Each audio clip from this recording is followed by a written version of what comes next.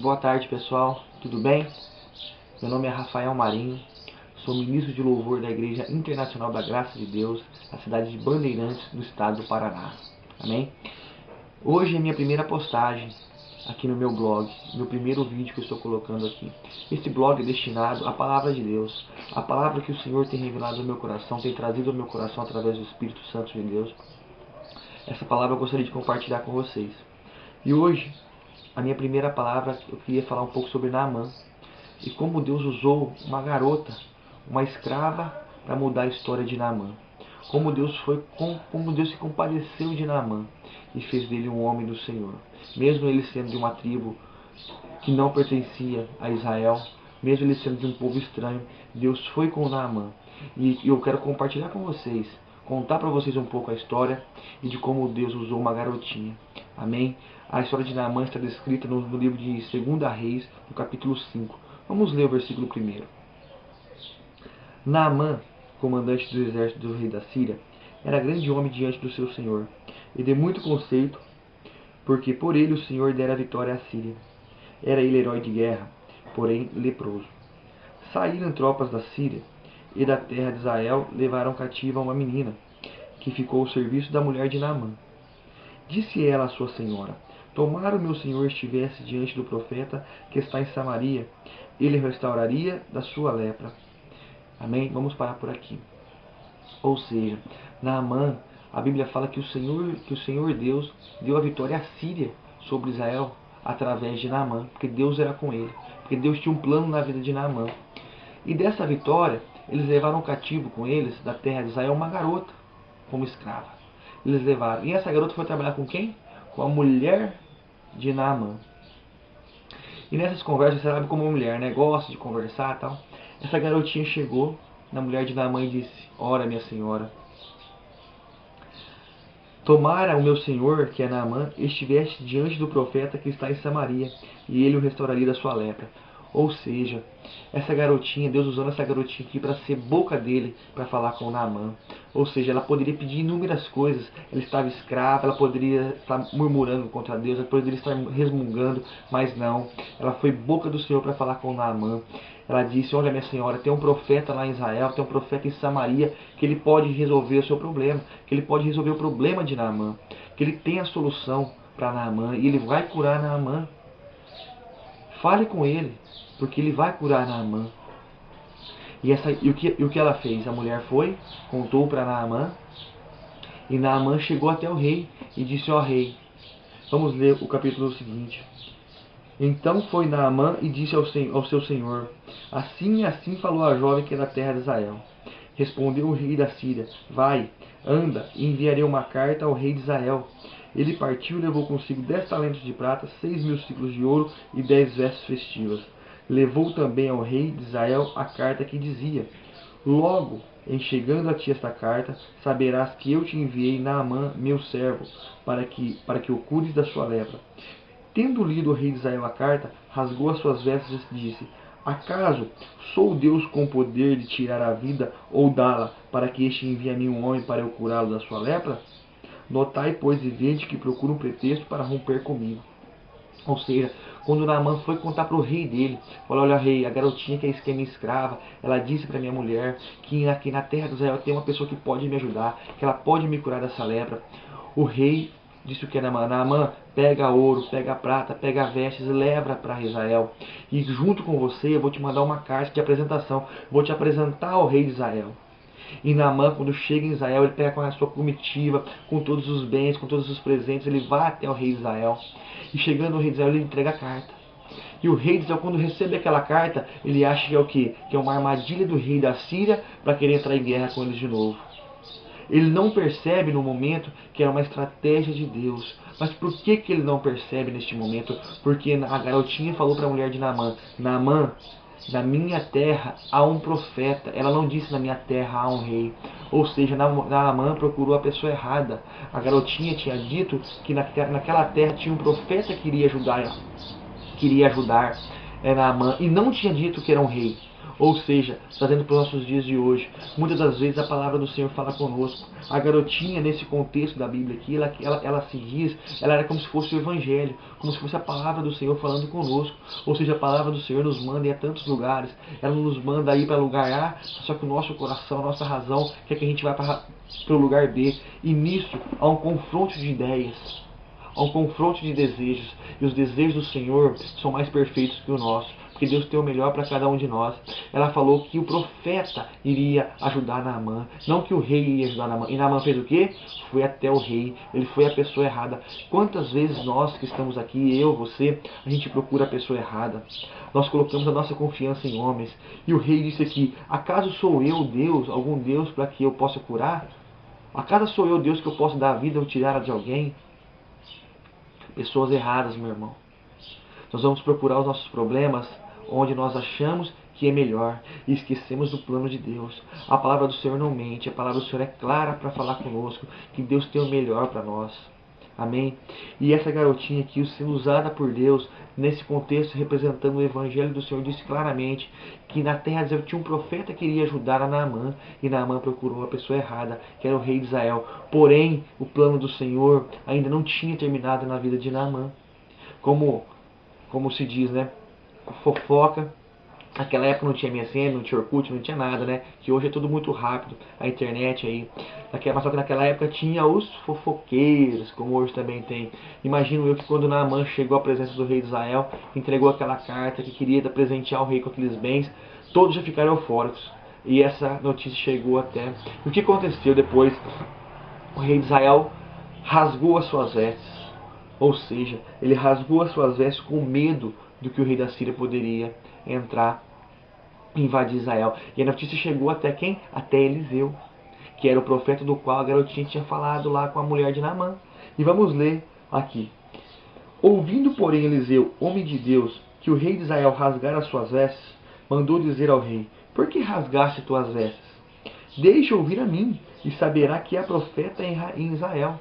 Ou seja, Eliseu já sabia o plano que Deus tinha na vida dele. Amém? Porque Deus fala. E quando Deus fala, quando Deus age, Deus faz a obra por completo. Amém? O capítulo 9 diz: veio, pois, Naamã com os seus cavalos e os seus carros, e parou à porta de Eliseu. Então Eliseu lhe mandou um mensageiro, dizendo: vai, lava-te 7 vezes no Jordão, e a tua carne será restaurada, e ficarás limpo. Eu imagino aqui, o servo de Eliseu chamava Geazi. Eu imagino Naamã chegando com aqueles camelos e tal, na época, aqueles camelão bonito, grandão, cheio de joias, cheio de ouro, aquela comitiva enorme, cheio de gente, aqueles camelão bonito, com ar-condicionado e tal. Estou fazendo uma menção aqui, chegando até a porta de Eliseu, e falando para Eliseu: Eliseu, meu senhor, tem uma galera aí fora aí, hein? Tem um pessoal com os camelos bacana, quer falar com o senhor. O nome dele é Naamã. O que Eliseu disse? Manda ele ir até o Rio Jordão e se lavar 7 vezes. Vamos ler mais um pouquinho que eu vou dar um entendimento dessa passagem. Então Eliseu lhe mandou o mensageiro, dizendo: vai, lava-te 7 vezes no Jordão, e a tua carne será restaurada, e ficarás limpo.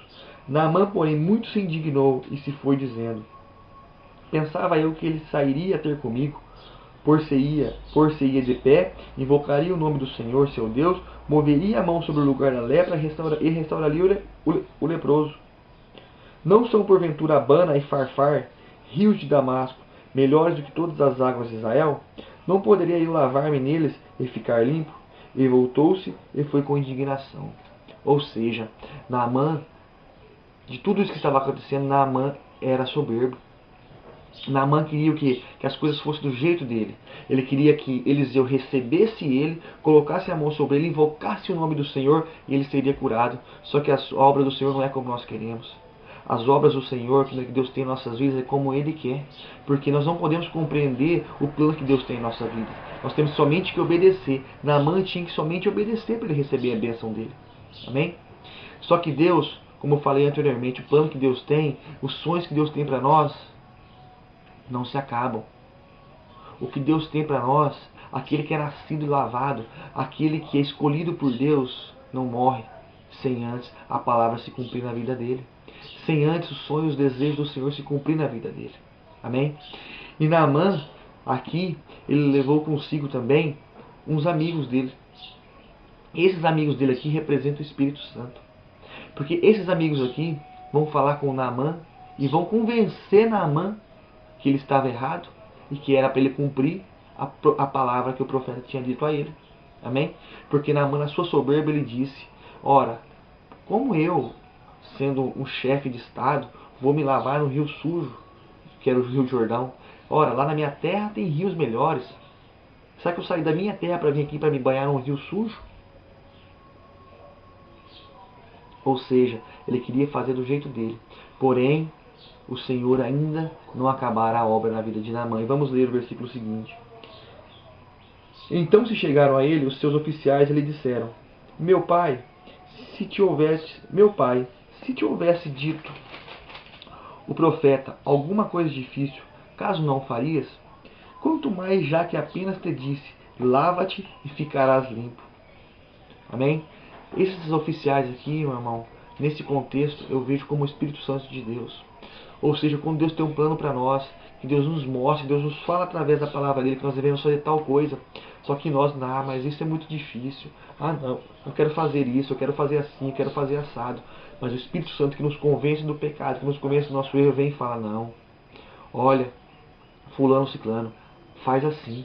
E aqui eles falaram: ora, meu Senhor, se o profeta tivesse pedido para você uma coisa muito difícil, você não farias? Ele te pediu uma coisa simples: vá até o Jordão e lava-se. Nós já estamos aqui. Que custa o Senhor ir lá? Tira essa soberba, tira esse eu. Vamos lá, o Senhor vai se lavar. Em nome, e eu creio, nós cremos que o Senhor vai sair curado. Imagino eles falando para Naamã. Eles já estavam lá. Eles já estavam no lugar. Deus já tinha preparado tudo. A palavra de Deus já tinha sido lançada. E a palavra do Senhor diz, a palavra de Deus diz que a palavra do Senhor não volta vazia. Amém? Então, Naamã tinha somente que obedecer. E ali Deus usou os amigos dele como o Espírito Santo dele. Para o quê? Para convencer ele que ele estava errado e que era para ele fazer conforme a palavra do profeta. E no versículo 14 diz o seguinte: então desceu e mergulhou no Jordão 7 vezes, consoante a palavra do homem de Deus. E sua carne se tornou como a carne de uma criança, e ficou limpo. Amém? Ou seja, Naamã fez conforme a palavra do homem de Deus diz. E a palavra do Senhor não volta vazia, meu irmão. Quando algum profeta, quando a palavra do Senhor falar com você, obedeça. Nós temos somente que obedecer. Naamã aqui não queria obedecer, mas Deus usou pessoas para convencer ele que ele estava errado. Quantas vezes, meu irmão, o Espírito Santo fala na sua mente que você não pode fazer isso, que você não deve fazer aquilo, que a palavra do Senhor é contra isso, é contra aquilo, e você, com seu coração de pedra, com a sua soberba, você resiste à voz do Espírito Santo e as coisas acabam dando errado para você. Se Naamã tivesse resistido à voz dali dos amigos dele, não tivesse acreditado também no que eles estavam falando, tivesse obedecido à palavra do profeta, ele teria voltado para a Síria e teria morrido um leproso, teria morrido um derrotado, sem a bênção do Senhor. Amém? E a palavra do Senhor diz aqui: voltou ao homem de Deus, no versículo 15, ele e toda a sua comitiva, veio, pôs-se diante dele e disse: eis que agora reconheço que em toda a terra não há Deus, senão em Israel. Agora, pois, te peço, aceites um presente do teu servo. Porém, ele disse que Eliseu: tão certo como vive o Senhor, em cuja presença estou, não o aceitarei. Instou com ele para que o aceitasse, mas ele recusou. Ou seja, Deus, meu irmão, não faz barganha com ninguém. O que Deus tem para você, Ele tem para você de graça. Ele não faz troca com ninguém. Você não pode comprar a bênção do Senhor. Aqui, Naamã, já curado, ele quis o que? Retribuir ao Senhor como se fosse uma compra. Eliseu disse: não. O que eu recebi de graça nós temos que dar também. Amém? Você recebeu a palavra, você recebeu a bênção do Senhor de graça, e de graça você tem que passar para o seu irmão também. Amém? Vamos continuar aqui. Disse Naamã, versículo 17: se não queres, peço-te que ao teu servo seja dado levar uma carga da terra de 2 mulos, porque nunca mais oferecerá este teu servo holocausto, nem sacrifício a outros deuses, senão ao Senhor. Amém? Vamos encerrar por aqui. Ou seja, Naamã reconheceu que só há um Deus. Naamã reconheceu que somente o Senhor de Israel, o Deus que operou um milagre na vida dele, era Deus. E ele disse para o profeta Eliseu: ora, profeta, me permita, já que você não quer aceitar os presentes, que eu carregue esses 2 mulos que estão comigo aqui, com as terras que estão aqui de Israel, para que eu leve lá para a minha cidade, lá em Damasco, e eu erga um altar ao Senhor, para que eu possa adorar, porque hoje eu sei que não há outro Deus senão o Deus de Israel. Amém? Deus está falando com você nesta noite, meu querido. Você que tantas vezes recebeu uma palavra de conforto, recebeu uma palavra de ânimo do Senhor e não acreditou, e voltou atrás, deixou o seu eu se falar mais alto. Ora, seja como Naamã, ouça a voz do Senhor, ouça a voz do Espírito Santo de Deus. Aqui, meu querido, neste contexto aqui, a menininha representou o Evangelho, ou seja, a palavra do Senhor Jesus. Eliseu representava Deus. O Rio Jordão representava Jesus. E os amigos de Naamã representavam o Espírito Santo. Ou seja, a palavra falou, a menininha falou, a palavra falou com você. Você foi até a Deus, você ouviu a palavra e foi até a Deus, você orou a Deus. Ou seja, Deus te mostrou o caminho, porque não tem como a gente chegar a Deus se não for por Jesus. Jesus diz: eu sou o caminho, a verdade e a vida, e ninguém vai a Deus, ninguém vai ao Pai se não for por mim. Ou seja, a palavra fala conosco, nós vamos até Deus, mas para nós chegarmos a Deus, nós temos que passar pelo Filho, que é Jesus Cristo. Amém? E nesse inteirinho todo, nesse percurso todo, Jesus nos enviou o Espírito Santo, que é o nosso ajudador, que é quem nos convence do pecado. Ou seja, aqui neste lugar, naquele rio sujo, naquele rio Jordão, era lá que Naamã tinha a sua bênção. Era lá. Jesus morreu na cruz do Calvário. Jesus foi sacrificado. Jesus foi pisoteado, foi morto, mas ele não recuou. Ele não recuou da missão dele. E nesta noite, nesta manhã ou nesta tarde, eu não sei qual o período que você está me assistindo aqui agora, eu quero dizer para você: não recuse, não volte os seus olhos para o seu coração, não recuse a palavra do Senhor. Se Deus tem falado para você, vá por este caminho, vá por este lugar, siga, ouça a voz do Espírito Santo de Deus e não queira agir. Não queira seguir os seus próprios pensamentos, porque os seus pensamentos não são os pensamentos do Senhor. Amém? Amém? Que Deus possa ter falado com você através dessa palavra. Que o Espírito Santo de Deus possa tocar o seu coração através dessa palavra. Que você possa receber e acreditar firme que Deus tem o melhor para você. Que Deus, eu creio que Deus vai curar você. Eu não sei qual é a dificuldade que você tem passado, mas a palavra do Senhor diz que Jesus é o caminho, que Ele é a verdade, que Ele é a vida, e só há um caminho, a não ser Deus. Deus não recebe pessoas imundas, Deus não recebe pessoas com pecados, ou seja, nós temos que nos lavar, e quem vai nos lavar é o Senhor Jesus, amém? Que você possa, fique agora com a bênção do Senhor. Vamos fazer uma oração, onde é que você esteja agora. Se você tiver com um copo com água, Deus possa abençoar, amém? Meu Deus, em nome do Senhor Jesus Cristo, o Senhor falou através da sua palavra, meu Pai. E eu creio, meu Pai, que a sua palavra tocou o coração daqueles que estão ouvindo, que estão me assistindo. Oh, meu Deus, o Senhor possa abençoar, o Senhor possa curar, meu Deus. O Senhor possa trazer o renovo, o Senhor possa trazer a obediência ao coração dos teus filhos, meu Pai, que estão me assistindo. Meu Pai, que o diabo não venha nos enganar, que o Teu Espírito Santo venha nos convencer do pecado, meu Pai, que nós venhamos nos lavar no Senhor Jesus, nós venhamos nos lavar no Senhor, meu Pai, para que nós podemos nos chegar limpo diante de Deus e receber a nossa bênção, amém? Que nós não venhamos, meu Pai, querer barganhar com o Senhor, que o Senhor não é Deus de barganha. O que o Senhor tem de graça para nós. Que o Senhor deu o seu único Filho, que foi Jesus Cristo, na cruz do Calvário, para que nós tivéssemos vida e vida em abundância. Pai, abençoe esse copo com água, que venha trazer vida, saúde e paz ao coração dessas pessoas que estão me assistindo. Meus irmãos, fiquem com Deus, fiquem na paz do Senhor, que Deus, na sua infinita misericórdia, possa te abençoar. Que Deus, através do seu Espírito Santo, possa falar com você. Amém? E até o próximo post, até a próxima palavra. Em nome de Jesus, não se esqueçam que a fé é a certeza da existência daquilo que não se vê. Porém, nós cremos que em Jesus Cristo já aconteceu aquilo que pedimos a Ele. Amém? Fiquem com Deus. Um beijo, um forte abraço do Rafael. Valeu, galera!